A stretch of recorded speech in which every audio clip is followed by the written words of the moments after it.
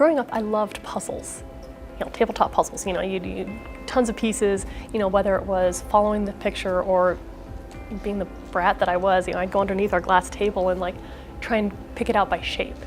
And that really developed a visual sensitivity in me that I've been able to take into a lot of realms. And one of them has been, surface structures and geomorphology, because you're looking at surface features.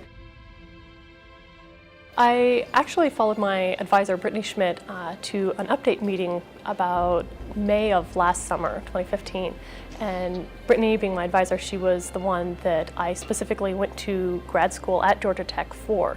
And she focuses on icy bodies, Ceres being a body that was considered to have, and is considered to have, an amount of ice in it.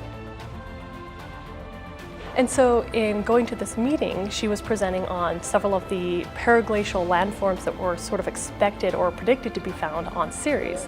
And no one was really taking on a lot of that work, and so she and I decided to sort of expand on that, and I got invited to essentially help out.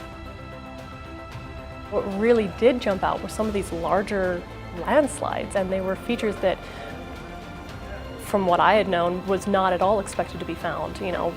Generally you see some sort of mass wasting with craters, but even the craters were really kind of oddballs. And you had these hexagonal shapes, you had these deteriorating terraced interiors.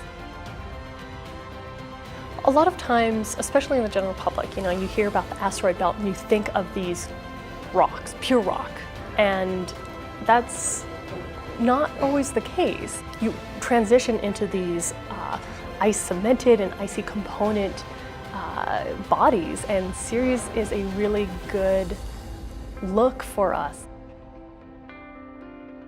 It's space, it's cool. Most people are generally on board to listen to you, and once you have someone who's willing to listen and ask questions, you can really start just having fun with it.